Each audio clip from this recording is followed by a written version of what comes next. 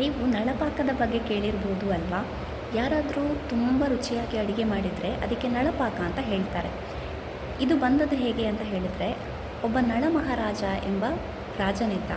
ಅವನು ಅಡುಗೆ ಶಾಸ್ತ್ರದಲ್ಲಿ ತುಂಬ ಪ್ರಾವೀಣ್ಯತೆಯನ್ನು ಪಡೆದಿದ್ದ. ಅಂದರೆ ತುಂಬ ರುಚಿಯಾಗಿ ಅಡುಗೆ ಮಾಡ್ತಿದ್ದಂತೆ. ಅವನು ಒಂದು ಪುಸ್ತಕ ಬರೆದಿದ್ದಾನೆ.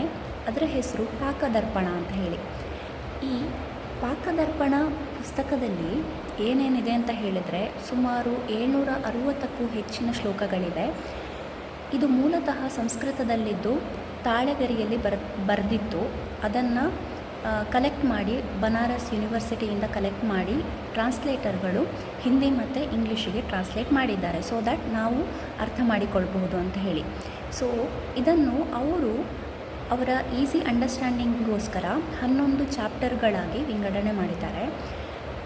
ಈ ಪುಸ್ತಕದಲ್ಲಿ ಏನೆಲ್ಲ ಇದೆ ಅಂತ ಹೇಳಿದರೆ, ಒಂದು ಸಿಂಪಲ್ ಆಗಿ ತುಪ್ಪ ಮಾಡೋದು ಹೇಗೆ, ಅಥವಾ ಬೆಣ್ಣೆ ತಯಾರಿಸುವುದು ಹೇಗೆ, ಕರ್ಡ್ ಮಾಡುವುದು ಹೇಗೆ, ಬಟರ್ ಮಿಲ್ಕ್ ಮಾಡುವುದು ಹೇಗೆ, ಇದೆಲ್ಲವನ್ನು ಬರೆದಿದ್ದಾರೆ. ಜೊತೆಗೆ ಕೆಲವೊಂದು ವಿಶೇಷವಾದ ಖಾದ್ಯಗಳನ್ನು ಕೂಡ ಇದರಲ್ಲಿ ಮೆನ್ಷನ್ ಮಾಡಲಾಗಿದೆ.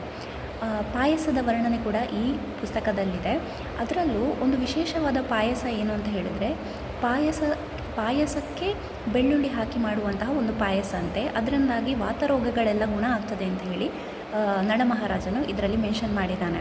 ಹಾಗೆ ಇನ್ನೊಂದು ಗೋಧಿ ಪಾಯಸ ಕೂಡ ಇದರಲ್ಲಿ ಮೆನ್ಷನ್ ಮಾಡಲಾಗಿದೆ. ಹಾಗೆಯೇ ಬೇರೆ ಬೇರೆ ಸೀಸನ್ಗಳಲ್ಲಿ ಯಾವ ರೀತಿಯ ಆಹಾರ ತಗೊಳ್ಬೇಕು ಅಂತಲೂ ಬರೆಯಲಾಗಿದೆ.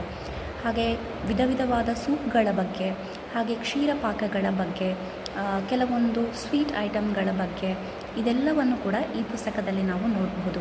ಜೊತೆಗೆ ನಿಮಗೆ ಗೊತ್ತಾ, ಇದರಲ್ಲಿ ಬರೀ ಫ್ರೂಟ್ಸ್ ಅಥವಾ ವೆಜಿಟೇಬಲ್ಸನ್ನು ಯೂಸ್ ಮಾಡಿದ್ದಷ್ಟೇ ಅಲ್ಲದೆ ಈವನ್ ಮಾಂಸ ಯೂಸ್ ಮಾಡಿದ ಕೆಲವೊಂದು ತಿಂಡಿಗಳನ್ನು ಅಥವಾ ಐಟಮ್ಗಳನ್ನು ಕೂಡ ಇದರಲ್ಲಿ ಮೆನ್ಷನ್ ಮಾಡಲಾಗಿದೆ.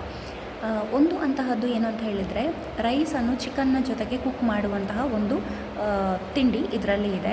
ಮೇ ಬಿ ಈಗಿನ ಕಾಲದಲ್ಲಿ ಅದನ್ನು ಬಿರಿಯಾನಿ ಅಂತ ಕರೀಬಹುದು. ಹಾಗೆಯೇ ವಿಧ ವಿಧವಾದ ಎಗ್ ಪ್ರಿಪರೇಷನನ್ನು ಕೂಡ ಇದರಲ್ಲಿ ಮೆನ್ಷನ್ ಮಾಡಲಾಗಿದೆ. ನಿಮಗೆ ಯಾವತ್ತಾದರೂ ಈ ಪುಸ್ತಕ ಸಿಕ್ಕಿದರೆ ಒಮ್ಮೆ ಓದಿ ನೋಡಿ. Thank you.